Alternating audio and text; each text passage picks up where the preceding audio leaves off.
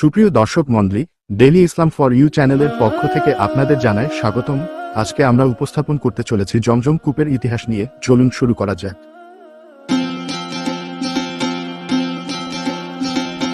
পবিত্র কাবাঘর থেকে মাত্র 21 মিটার দক্ষিণ পূর্বে জমজম কূপের অবস্থান। জমজম কূপের পানি আল্লাহর কুদরতের এক বিস্ময়কর নিদর্শন।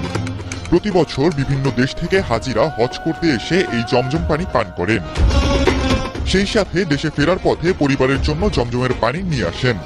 আল্লাহ তাআলার বিস্ময়কর নিদর্শন এই কূপের পানি উত্তোলন শেষে মাত্র 11 মিনিটে কূপটি পানিতে পরিপূর্ণ হয়ে যায়। আজ থেকে প্রায় 4000 বছর আগে শিশু ইসমাইল আলাইহিস সালামের পায়ের গোড়ালির ঘষাতে আল্লাহর হুকুমে মাটি থেকে পানি উঠতে শুরু করে। কিছুক্ষণের মধ্যেই সেখানে ঝর্ণার সৃষ্টি হয়।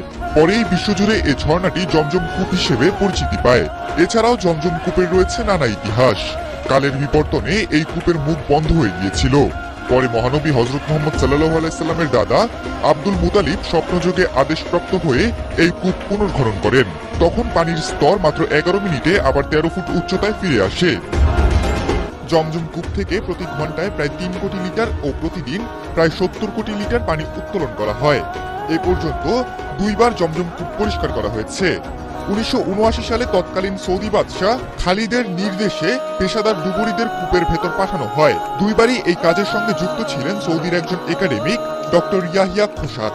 ডুবুরিরা টর্চ লাইট নিয়ে প্রায় আধা ঘন্টার মতো কূপের ভেতর অবস্থান করেন। সেখানে তারা দেখতে পান কূপের গভীরতা 19.2 থেকে 19.8 মিটার পর্যন্ত। এর মধ্যে 9 মিটার পর্যন্ত প্লাস্টার করা অংশের নিচের পানির মধ্যে কম্পাসের কার্যকারিতা বন্ধ হয়ে যায়। একেবারে নিচে নেমে তারা ধাতব বালতি সহ বিভিন্ন পরিত্যক্ত জিনিস দেখতে পান। কূপের আশপাশ থেকে সাবমার্সিবল পাম্প দিয়ে পানি উত্তোলন করা হয়। এতে কূপের ভেতর পানির স্তর 5 মিটারে নেমে আসে। তখনই কয়েক মিনিটের জন্য পানির উৎস দেখতে পেরেছিলেন ডুবুরিরা। জমজম কূপের সৃষ্টি থেকে আজও পানির স্বাদ, গন্ধ ও গুণাগুণের কোনো পরিবর্তন হয়নি। জমজমের পানিতে ফ্লুরাইডের পরিমাণ বেশি থাকায় এই পানিতে কোনো জীবাণু জন্মাতে পারে না। আজ পর্যন্ত জমজমের পানিতে একটি ছত্রাক কিংবা শৈবালও জন্মায়নি। অলৌকিকভাবে জমজমের পানি পরিশোধন হয়ে যায়। পৃথিবীর বিভিন্ন দেশের বিজ্ঞানীরা জমজম কূপের পানি রহস্য উদ্ঘাটনের জন্য গবেষণা চালিয়ে যাচ্ছেন। জমজম কূপের পানির কোনো রং বা গন্ধ নেই, তবে এর বিশেষ স্বাদ রয়েছে। কিং সৌদি বিশ্ববিদ্যালয় জমজম কূপের পানি পরীক্ষা করে এর পুষ্টিগুণ ও উৎপাদনগুলো নির্ণয় করেছে। জমজম পানির প্রতি লিটারে আছে 133 milligram sodium, 96 milligram calcium, 38.88 milligram magnesium, 0.72 milligram fluoride, 124.8 milligram nitrate, 124 milligram sulphate.